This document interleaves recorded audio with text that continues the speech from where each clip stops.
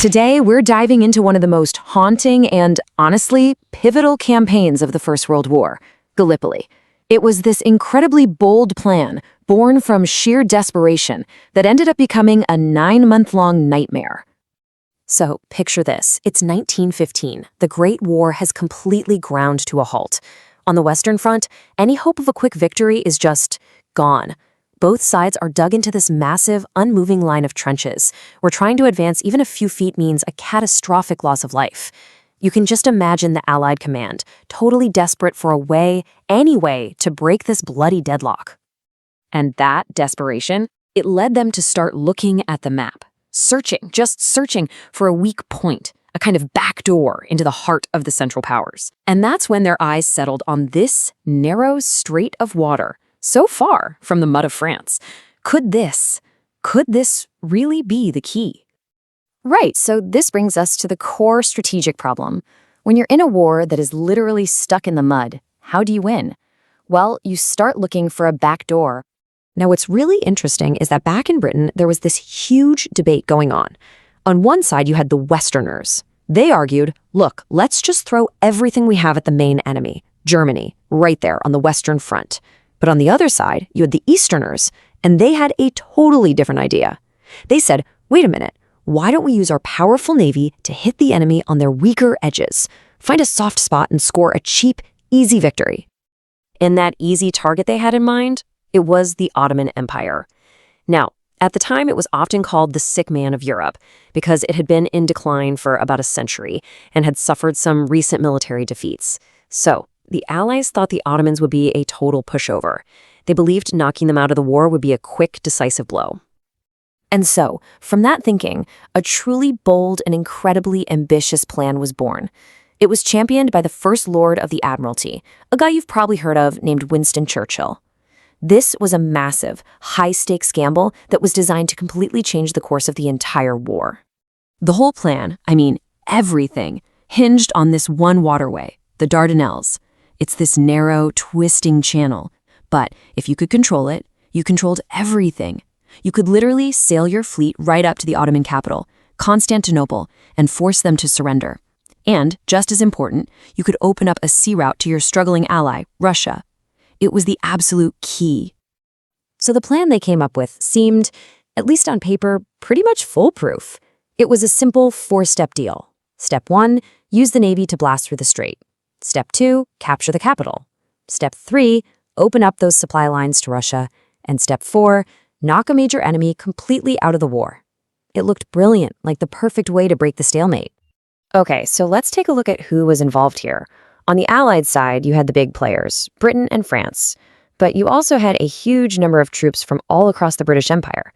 And this is where we first meet the Australian and New Zealand Army Corps, the famous ANZACs. They were going up against the Ottoman army, who were part of the Central Powers, defending their homeland with some key support from their German allies. And now we get to the disaster. This is the part of the story where that neat, clean plan collides head-on with the brutal, messy reality on the beaches of Gallipoli. This timeline just gives you a stark, brutal overview of the whole 9-month campaign. It all starts with a naval assault in February.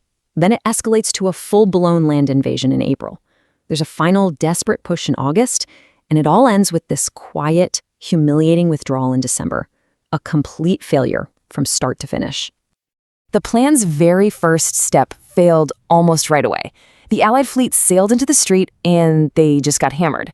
Turns out the Ottomans had laid rows of sea mines that nobody had detected.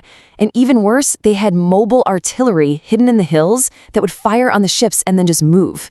Get this, a British study from 1906 had warned this exact mission was way too dangerous, but it had been forgotten.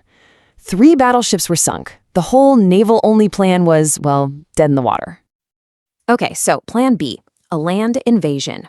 On April 25th, Allied troops stormed the beaches of the Gallipoli Peninsula, and it was a catastrophe right from the start. Because of a navigational mistake, the ANZACs were landed a full mile north of their target at a tiny cove with these insanely steep, rugged cliffs. As they scrambled ashore, they were met by ferocious Ottoman defenders, led by brilliant commanders like Mustafa Kemal, who held the high ground and just rained down fire on them. And this right here, this illustrates the ultimate bitter irony of the whole campaign. The entire reason for this operation was to escape the stalemate of the Western Front.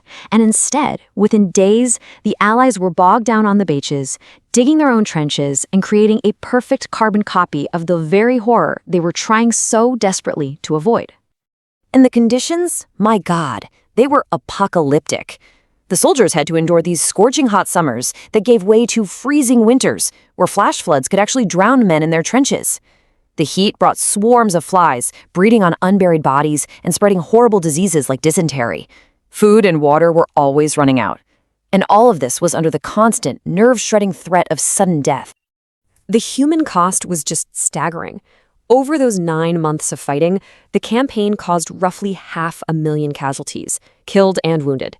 And what's truly devastating is that the losses were almost evenly split, about 250,000 for the Allies and another 250,000 for the defending Ottomans. All of that for a few square miles of barren, blood-soaked ground. So, there's no question, the campaign was an undeniable military disaster for the Allies. But its legacy is so much more complex than just simple failure. In a really strange way, this crushing defeat actually ended up forging entire nations. This table breaks it all down perfectly. For the Allies, it was a humiliating defeat, but they learned some incredibly hard lessons about amphibious warfare that would become crucial in World War II. For the Ottoman Empire, it was this stunning victory, a last moment of real glory before the empire eventually crumbled. For the young nations of Australia and New Zealand, it was their baptism of fire. And for Turkey, it was the battle that made a national hero out of Mustafa Kemal, the man who would go on to found the modern Turkish Republic and be known as Ataturk. For Australia and New Zealand especially, Gallipoli became this foundational part of their national story. The courage, the hardship, the sacrifice their soldiers showed, half a world away from home. It forged this powerful new sense of identity, one that was separate from Britain. And today, April 25th, the anniversary of the landings, is solemnly observed as ANZAC Day, one of their most important national occasions. And that leaves us with this final, really powerful question. The story of Gallipoli is one of terrible miscalculation and immense suffering. So how, then, can a nation's identity be forged from the ashes of such a catastrophic military failure? It's a paradox that really sits at the very heart of this campaign's incredible and enduring legacy.